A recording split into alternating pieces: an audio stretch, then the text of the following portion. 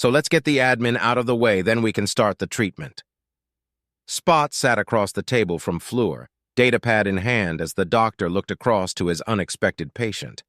The room they were in mostly looked normal, like any other medical examination room across the galaxy.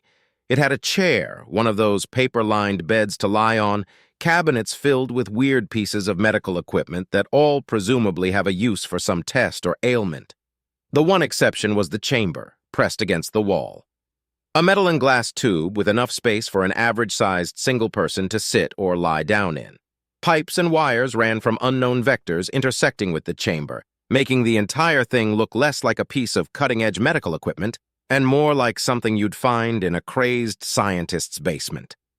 So just to confirm, you are Fleur, fourth of his name, son of Gurion, citizen of the Zorthian Republic? Yes.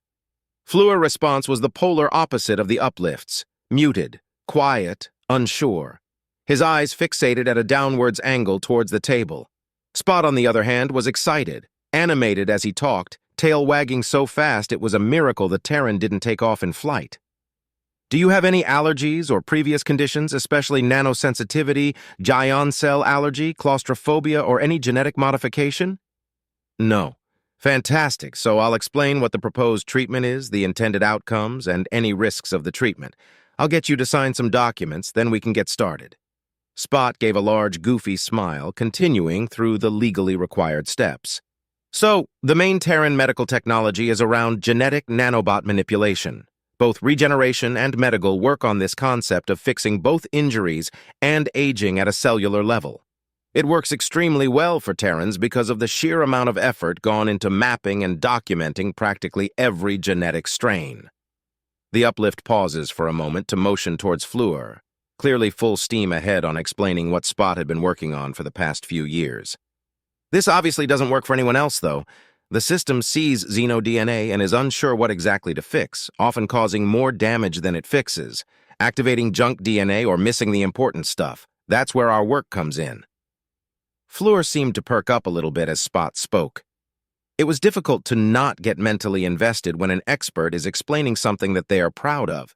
Basically, we can create specific genetic markers on a per-person basis using a standard viral application vector for the genetic modification. In layman terms, it's a custom set of instructions that we insert into your DNA for use by Terran medical technology. Spot took a brief moment to breathe before continuing. While the end goal is to have this as something that can be accessed at any pharmacy, currently it takes about an hour to whip up the custom genetic modifications on a per-person basis, to be taken in 2 4-hour sessions. Your government maintains excellent medical records, so I've already done the first part. Fleur gave a frown, the confusion perking him up a little bit. While the concept of universal medical was amazing, everyone was acting as if they were working with a live hand grenade instead of medical technology. If the treatment works as it should, which it will, it should have 2 effects. Spot continued, tail never stopping wagging, and a beaming smile never leaving his face. Firstly is a complete revitalization of your current biology, any illnesses or injuries being healed, as well as deeging about. The uplift took a few moments to look at his datapad before continuing on his legally mandated chat. 5 years, if I'm calculating it correctly. Secondly, it means you'll be able to use all Terran medical care, including Regeneration and Medical. So you can be reckless as we are. This thought caused the Zorthian to give a small, soft smile. Being as insane as a Terran was a worrying thought indeed. Potential side effects include headaches, nausea, genetic rejection syndrome, and being instantly incinerated by plasma-based fire. Wait, what? How is that a side effect? Fleur couldn't help himself exclaiming out in shock. How did a simple genetic modification have that as a side effect? So it's to do with Terran safety laws, Spot stated as if that explained anything.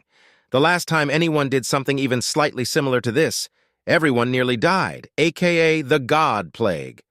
This technology was actually theorized to be possible before we even knew xenolife existed, but it's taken 70 years for anyone to feel comfortable enough trying it, after the, again, everyone nearly dying thing. He pointed a paw at the giant chamber in the room. That means after application of the treatment, you need to be monitored for 4 hours in lockdown. If it detects any mutation past what is expected, well, it removes all biological material and it stops being your problem. The look of shock was evident on Fleur's face. You're kidding, right? The chance of it happening is basically zero, but I legally have to inform you about the risks. If it makes you feel any better, every room also has a similar hookup, and as a last resort, there's enough weapons to vaporize the moon we're on. This didn't make the Zorthian feel better, as suddenly he became aware of the piping that stretched across each ceiling and the giant red "Don't Push Me" buttons that adorned each room.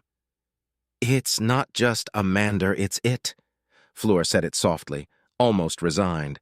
You're all insane. This caused Spot to laugh, handing over the datapad. I prefer the term environment-induced chaos. If you're fine to go ahead, just provide your consent and we can start.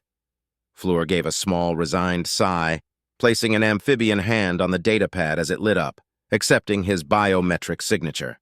As he was slowly led into the chamber, he knew Amanda wouldn't have brought him anywhere where he was in actual danger. Still, why did Terrans always have to be like this? He placed his arm into the auto-injector as the chamber slowly sealed up, the wiring of hydraulics and the rumbling sound of the air supply being cut off and filtered in its own closed system, entirely isolating Fleur. The tiny prick of the needle injecting into his arm told Fleur all he had to do now was simply wait for the treatment to work. Even this soon, the effects were starting to become evident. Bruises and healed-over cuts slowly fading, dried-out damaged skin returning to a normal translucent color. Everything was seemingly going to plan, so why was he starting to panic? The walls of the chamber were too close to Fleur, seeming to entrap and entomb him in. The recycled air and small space seemed to rip the breath out of his lungs as the amphibian started to breathe faster. Even with a comfortable seated position and ambient lighting, the enclosed space was just too much like he was back on the ship, as if at any moment the Raha would come back and, "Fleur, are you okay in there? Your vitals have spiked." The concerned voice of Spot sounded from a speaker, although he was only just a few feet away. There's not a lot of air in here. I can't breathe. I need to get out." The doctor swore under his breath. This was possibly the worst way for someone to find out they have claustrophobia. Spot literally couldn't open the door even if God was demanding it. The protocols were strict on that. Not until the treatment had been confirmed safe and non-mutating. Okay, Fleur, just close your eyes and take deep, slow breaths, okay? Just listen to the sound of my voice. You're doing great. He could see the signs of the Zorthian slowly calming down, but Spot knew he was going to have to distract Fleur for far longer than that. We got some time, and I'm sure you have some questions after spending so much time with Amanda. Fleur kept his eyes closed, just focusing on breathing and the sound of the uplift. What are you? People call you Terran, but you don't look like any other Terran I've seen. That caused Spot to chuckle a little bit. Anyone not familiar with Terrans always asked that question. The answer is, I'm not a real Terran. Don't tell Amanda that I said that because I don't want another 30-minute "you're a real boy" lecture. The fact is, humans have long made friends with basically anything that moved. And once they had the technology, the first thing humanity did was bring their friends with them. I started my life as a non-sapient Canis lupus familiaris, and through significant genetic modification, was uplifted to the lovable doctor you know now. Now that confused Fleur. While technologically it was possible, the idea of spending that much time and effort to make it happen was, well, it was insane.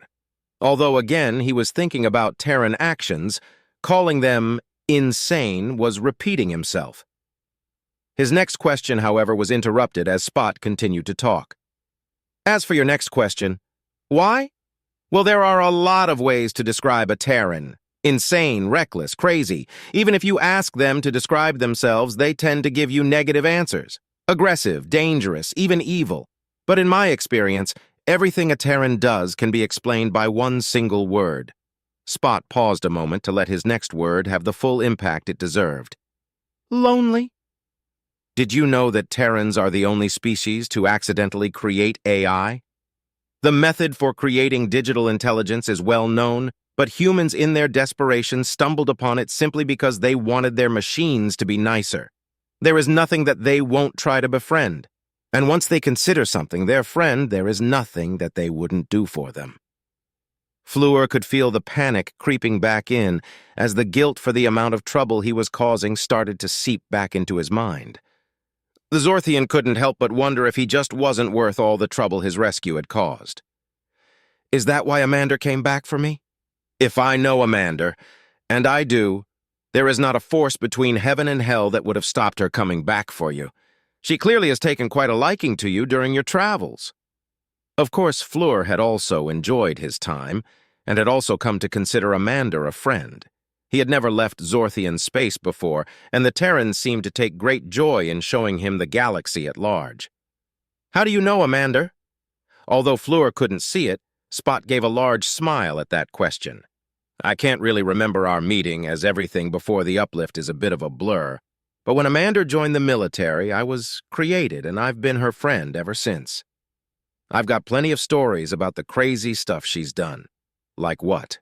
Well, there was this one time.